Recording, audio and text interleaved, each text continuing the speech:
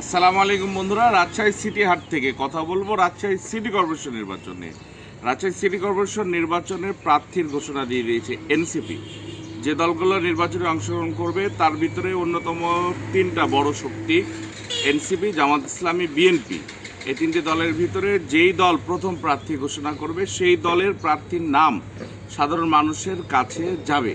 রাজনৈতিক সচেতন যে মানুষগুলো আছে রাজশাহী সিটি কর্পোরেশনে তারা তো ইতিমধ্যে জেনেই গেছে। এছাড়াও রাজনৈতিকভাবে সচেতন না, রাজনৈতিক খোঁজখবর তেমন রাখে না শিক্ষিত মানুষ বা বিভিন্ন খোঁজখবর রাখেন বা এমনিতেও অনেকের কানে কিন্তু ইতিমধ্যেই চলে গেছেন রাজশাহী সিটি কর্পোরেশন নির্বাচনে যে প্রার্থীর নাম ঘোষণা করা হয়েছে তার নাম।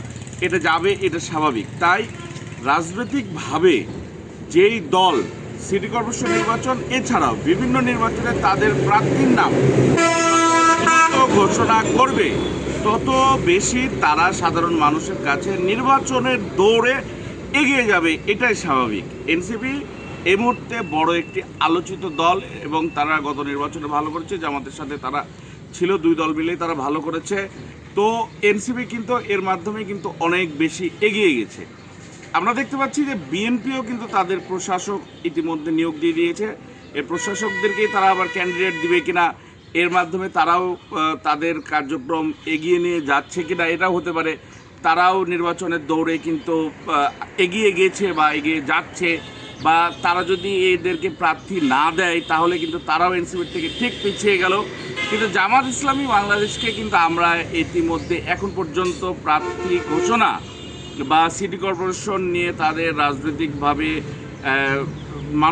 সাধারণ মানুষের মাঝে যে প্রচারণার যে কার্যক্রম তা কিছুই দেখছে না।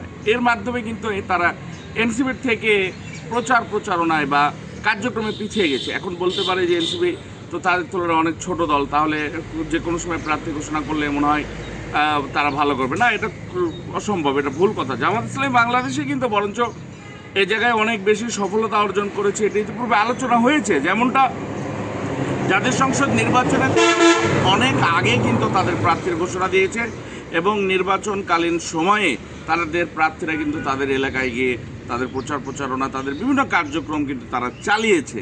এর ফলে কিন্তু তারা অনেক বেশি এগিয়ে গেছে, অনেক বেশি সাধারণ মানুষের কাছে তাদের প্রচার করতে পেরেছে। তাদের যে প্রার্থীগুলোকে মানুষ চিনতই না, তাদের প্রার্থীগুলোকে মানুষ চেনার সুযোগ পেয়েছে। এই জায়গা থেকে কিন্তু জামাত ইসলামী অনেক বেশি সফল। এটা দেশের সকল শ্রেণীর রাজনৈতিক বিশ্লেষক, রাজনৈতিক সচেতন মানুষ, সাংবাদিক মহল থেকে শুরু সবাই কিন্তু এটা অকপটে স্বীকার করেছে। সেই জায়গা থেকে এখন পর্যন্ত সিটি কর্পোরেশন নির্বাচনগুলোতে কেন জামাত ইসলামী তাদের প্রার্থী ঘোষণা করতে পারছে না সেটি দেখার বিষয়। এছাড়াও আরেকটি বিষয়, আমি একজন রাজনৈতিক বিশ্লেষকের সাথে কথা বলছিলাম, তিনি সেই কথাটি বলেছেন এবং তিনি এই কথাটি আমি তাকে কয়েকবার বলতে শুনেছি যে এই যে রমজান মাস গেল, যে কোনো দল যদি রমজান মাসে প্রার্থী ঘোষণা করতে তাহলে কিন্তু এই যে রমজান মাসে বিভিন্ন প্রকার অনুষ্ঠান হয়, সেই অনুষ্ঠানগুলোতে কিন্তু প্রার্থীরা যেতে পারতো এবং একটা বিশাল পর্যায়ের প্রার্থীর কাজ কিন্তু হয়ে যেত এই রমজান মাসে। সেই জায়গা থেকে কিন্তু এনসিপিও ঈদের পরে যেহেতু প্রার্থীরা ঘোষণা করেছে, এনসিপিও কিন্তু সেই জায়গা থেকে ব্যর্থ। সুতরাং যত আগে টাইমিং বুঝে সুন্দরভাবে সুষ্ঠুভাবে প্রার্থী ঘোষণা অন্তত যে দল করতে পারবে সেই দল কিন্তু রাজনৈতিকভাবে নির্বাচনে অনেক দূর